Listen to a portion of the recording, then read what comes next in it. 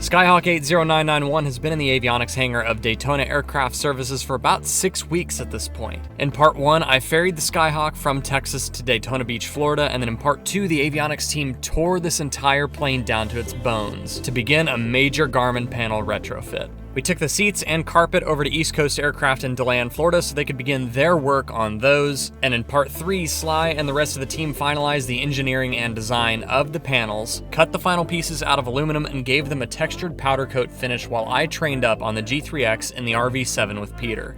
In this video, we're going to see all of those same avionics come alive in the Skyhawk. Welcome to part 4. I'm Josh, a pilot and flight instructor who loves the sky, sharing it with those around me and using it to see the world from a new perspective. Flying can seem super complex, but I make it my mission to promote safe practices while enjoying the beauty this world has to offer. Subscribe to climb into the cockpit on future adventures. This is Aviation 101. 0991 New Orleans, clear to the Foley Airport via S-bound. On departure, maintain 2,000 feet. Audio jacks up front. Joey and Sly are working away in the hangar, finishing up some last-minute wiring and pressure testing the entire pitot-static system before everything gets put back together. We're pretty much at the point where the rest of the work requires the actual metal panels to be done. So Jake is going to fire up the laser and burn all of the placards and labels that we need into the upper and lower panels.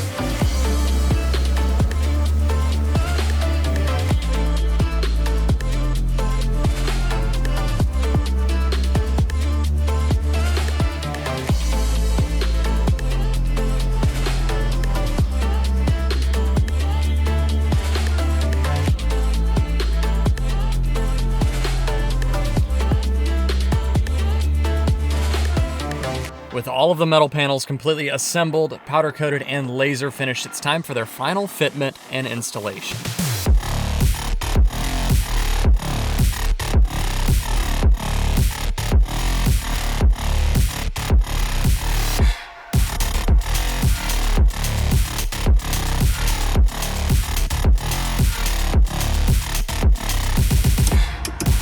I think to the average avionics customer, this project looks like it's almost complete at this point. All you have to do is put everything back together from here, right? This is just the beginning of what will be days of sitting behind the panel going through every single setting to configure this system for this specific airplane, as laid out by Garmin's STC. We're talking autopilot, servo, torques, and gains, checking CAN bus communications, troubleshooting stuff that's not communicating, everything. This takes a long time and it's very tedious. With so many new systems in the plane, our old yokes just don't have enough real estate on the handles to add the switches we need to. I ordered some of these new Avion yokes a few months back and they finally got shipped and delivered just in time. So those are now on the bench being wired for the trim switch, push to talk, AP disconnect, ident, and Garmin push to command. We're also adding some new shoulder harnesses that are a huge step up in safety from the factory harnesses. They get bolted to the spar carry through and connect to the lap belts that are bolted to the floor. With all of that done, the yokes installed, and the avionics tested and mostly configured, Daytona Aircraft's Chief Inspector Chris will start the official annual inspection before everything gets put back together. The annual inspection is a team effort between checking all the inspection panels, servicing the brakes and wheel bearings, the engine, the prop, and everything in between. This way they can catch any potential problems or items that need replacing before the interior goes all in and back together. Speaking of interior, the seats have been delivered. East Coast Aircraft stripped all of the upholstery and foam from these seat frames, inspected the frames for any unacceptable damage or wear, and then refinished them to match the new vinyl flooring material. And the leather work is nothing short of a masterpiece.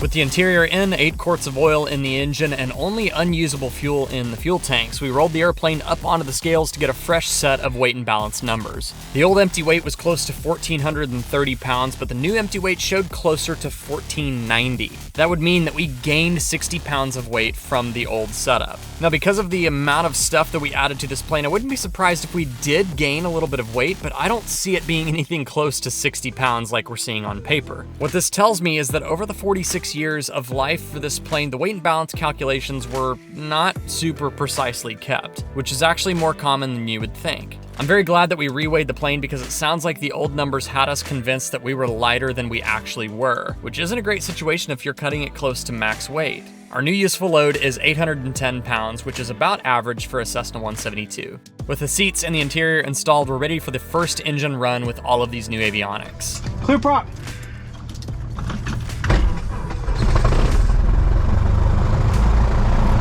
Okay, that's it. Let's go back. Cool.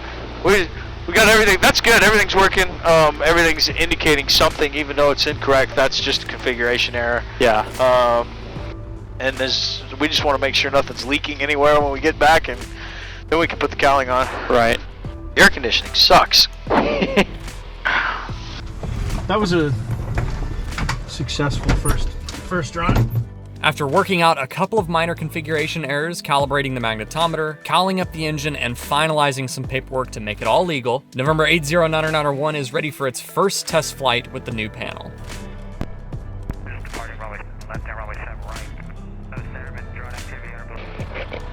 Check. Yeah, I got you. Okay.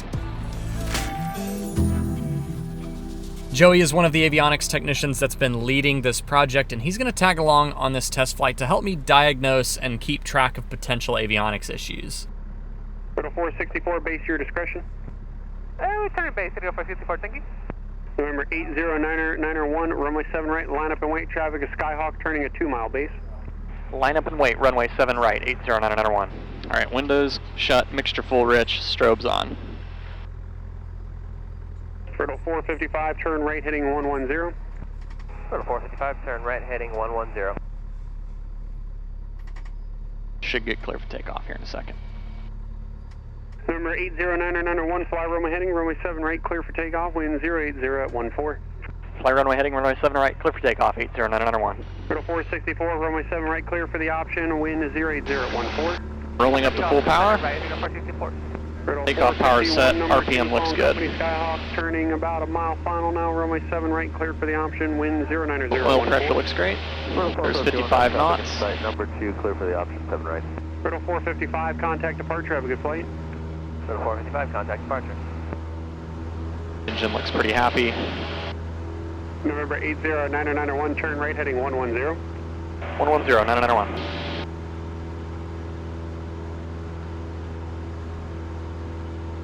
Riddle 482, your number 3, following company Skyhawk on about a 1-mile final, runway 7 right, cleared for the option, wind 090 at 14.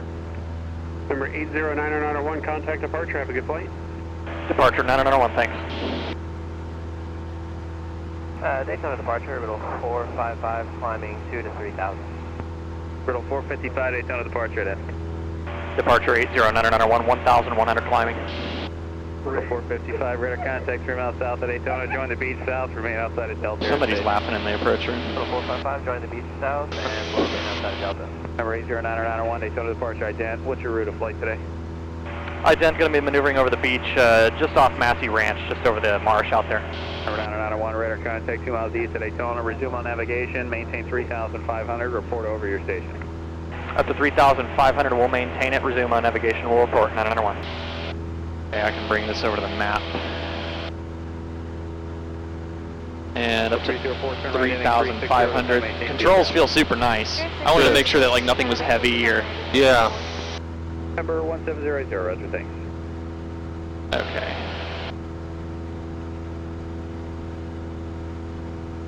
Heading. There we go. It was showing me track. I was like, what the? I just hit sync on my heading bug and it did not do what I expected it to do. Plug my iPad in here. It's a nice glove box. That is a nice glove box. Alright, this will be a good time to check the autopilot. I'll sync the heading bug, heading, altitude, vertical speed, and gauge it. 200 to go, so it should level off here in a minute. Altitude captured. Well, I would say that that worked. Yeah, worked pretty well. Give it a couple degrees left just for the hell of it.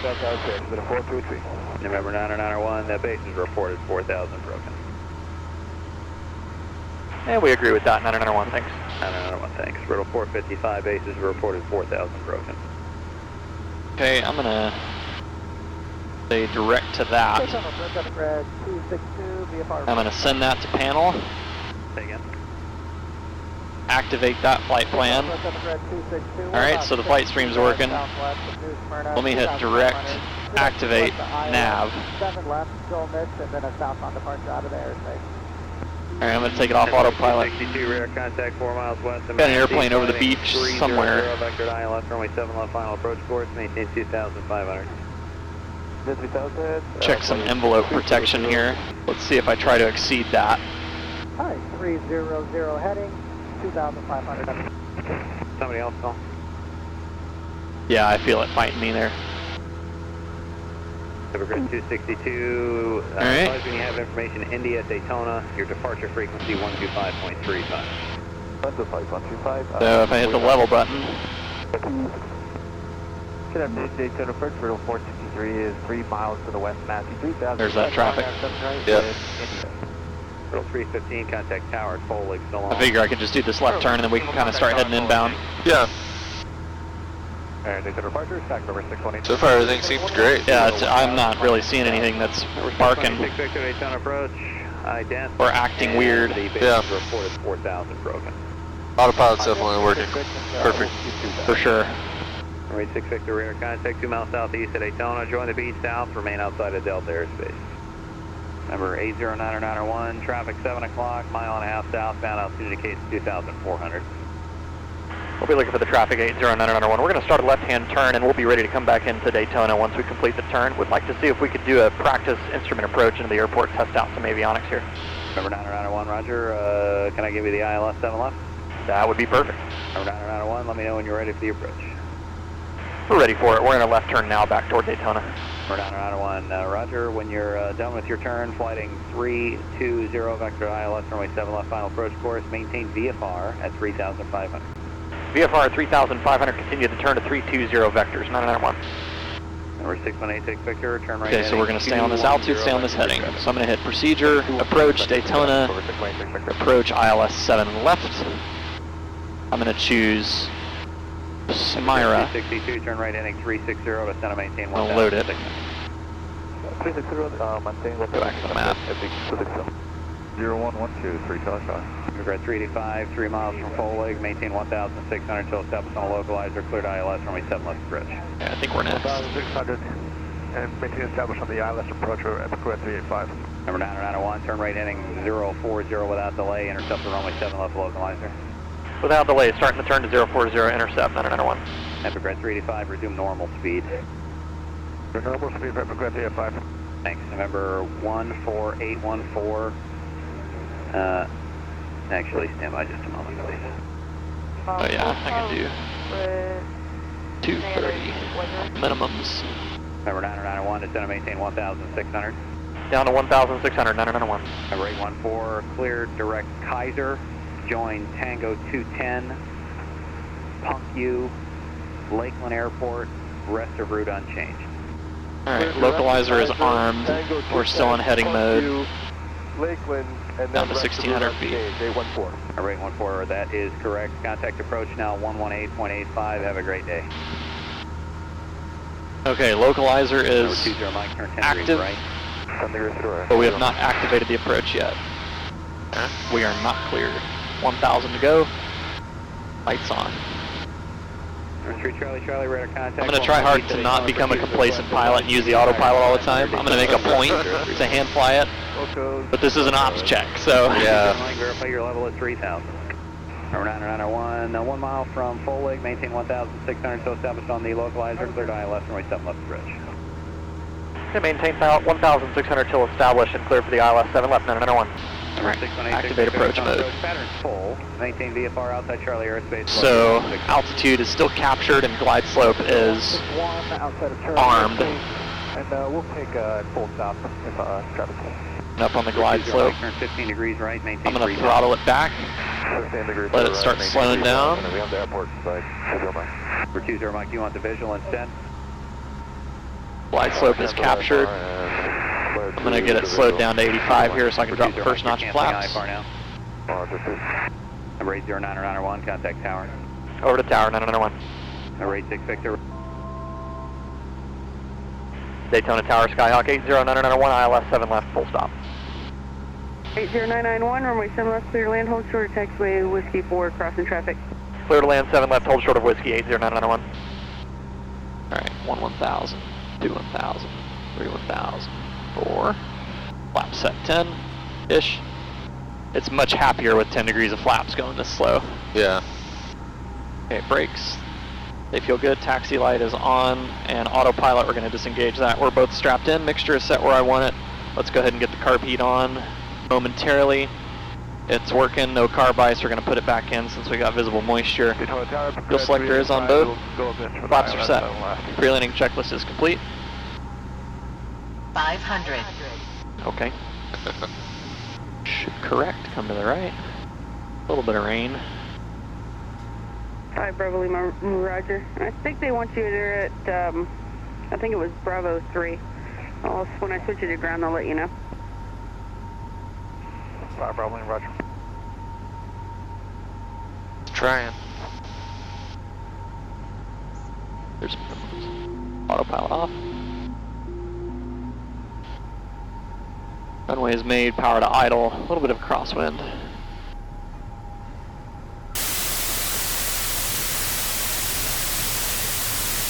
Nicely done, Josh. Thank you.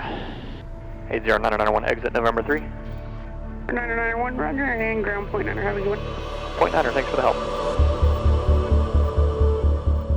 So I suppose this would technically be week number 8.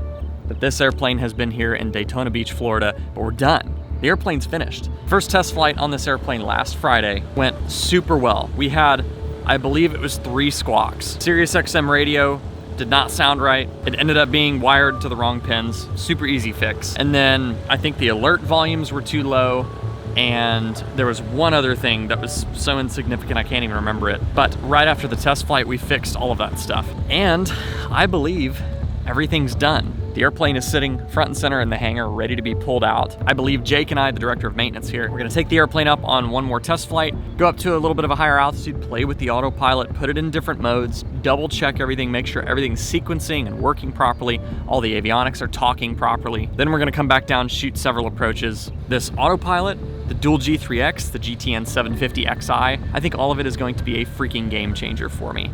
It's gonna make me enjoy these cross countries more. I'm not gonna be so fatigued when I get to my destination because I didn't have to hand fly all day. I'm super excited about all of this, and we are very close to the end of this project.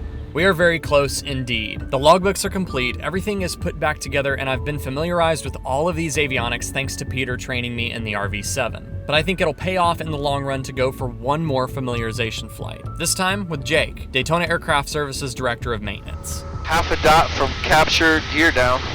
Oh, no. That's kind of annoying to put the gear down. Slows the plane down. Yeah.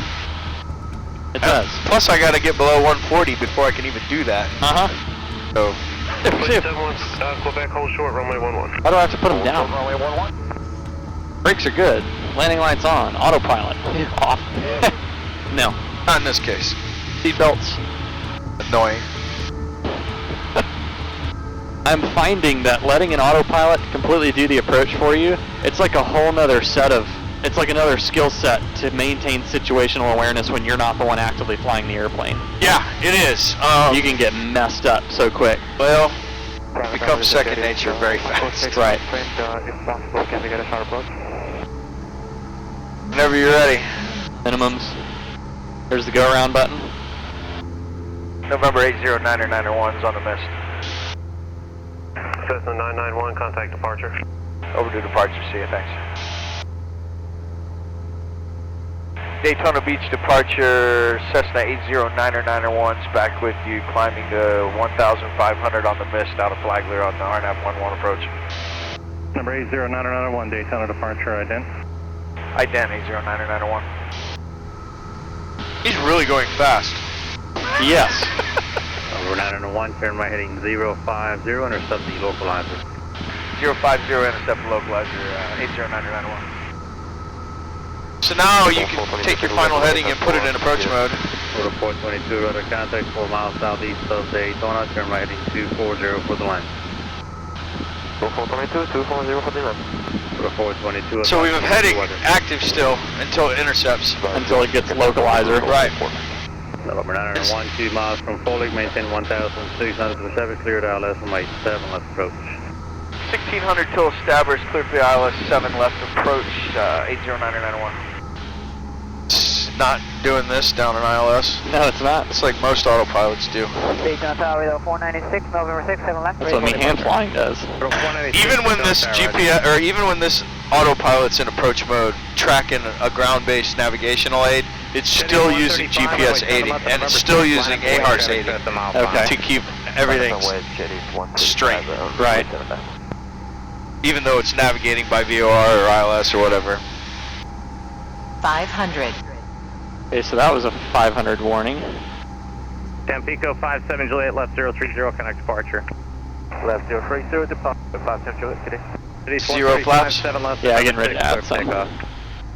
Clear for takeoff from the 7 left. We're still not clear to land. November 901, runway 7 left, clear to land. Okay. Clear to land 7 left, 991. Minimums.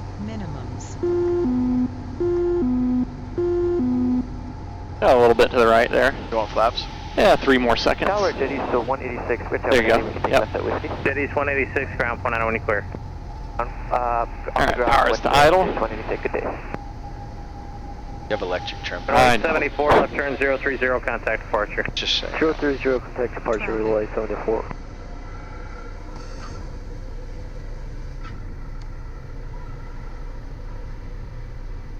And I realized when I reached down, I was like, you want in the hangar or Just park up there, we'll move it. on the tie down? 0 to Grand Roger, runway 7 and left at November Park 6, next to my office. taxi via Echo November cross. Alright. I have people for that. 47 left on November 6, yeah, Echo November cross 16 on November 47. I mean, it's tough business. It really is. There's a lot of pressure to get things out the door so that they can get something else in the door, and customers pressure us. They want their airplanes back. Over the years, I've found it's just easier. It's easier to deal with the person that's upset because they missed their flight on Tuesday because they didn't get their plane back than it is to deal with the alternative of cutting corners and taking chances and the plane leaving out of here and then having a mechanical issue. It's easier just to avoid those problems. The outcome of the instrument panel and everything is 100% where I knew it would be when it left. I don't have anything I wish we could have done or should have done different. I think everything's spot on. For me, I get the satisfaction when you look at your airplane and you say, oh man, that looks awesome. Or, wow, yeah, everything worked great. You know, that probably sets us apart. It's just that we care and just our capabilities to, you know, start from the ground up and make it a full custom panel. And I know other shops can do that, but we definitely do our best to make it right and make it look great and then work really well the first time. I've just become a subscriber to your channel. I just started seeing some of your work. Your way of displaying what your passion is, to me, is inspirational. In reality, you take what life gives you and you put it together and you send a message and show what the world truly has to offer. And that to me is my biggest takeaway from your channel. A lot of things happen to this airplane that now has the capability of giving me now unique experiences. And that goes, I think, beyond money, beyond what you have in the airplane or what, you know, what's important or what's fancy or what's the next new thing is, regardless of all of that, you know. If in the end and by the end of that, you realize that this airplane now has the capability of showing me what being alive is and what life can give you and what you can take from it, I think you will find yourself living a fulfilled life. Well, so long to Daytona Beach, Florida. I've got 80991 all packed here. Avionics are fully configured the way we want them. The angle of attack calibration went well earlier. Everything is running perfectly. I've been here for 2 months. This is week number 8, and we are finally wrapped up with the project. Everything is working flawlessly. I cannot say enough amazing things about Daytona Aircraft Services right back here at Daytona International. Just the professionalism, the attention to detail. This shop did some of the most meticulous work that I've ever seen done on this airplane. They want to get things done right the first time instead of rushing through it and the customer have to bring the airplane back to them with an electrical or a mechanical issue. That being said, they have taken so much care in making sure that this airplane is completely squared away. The G3Xs, the 750, the autopilot, new ELT, carbon monoxide detector, everything in this airplane is brand new. It is unrecognizable. And flying this airplane, it does not feel like it's the same airplane. I am going out into the world to continue with my aviation adventures, and right at the top of the panel it says custom panel by Daytona Aircraft Services, and they deserve every bit of recognition for how gorgeous and now how safe this airplane is put together. I'm so excited for the adventures that are ahead, and they begin right now.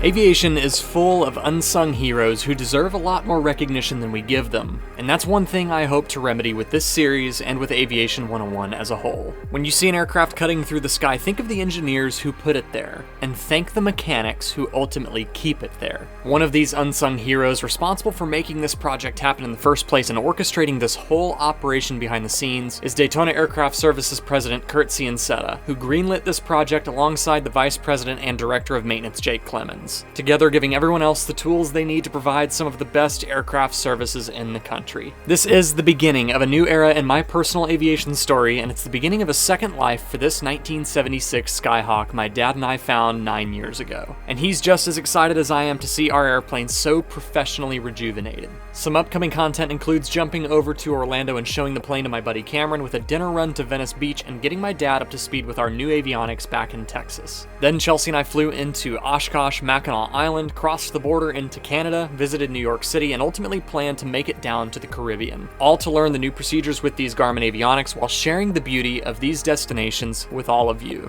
I hope this series has inspired you in some way, even if it's to hang on to your old plane and start fixing it up little by little to take it on some memory-making adventures. Whatever the case may be, as always, I want you to stay happy, healthy, current, and proficient. For me, I have some proficiency to catch up on with this entirely new panel, and those adventures start right now. We'll see you in the next video. Fly safe.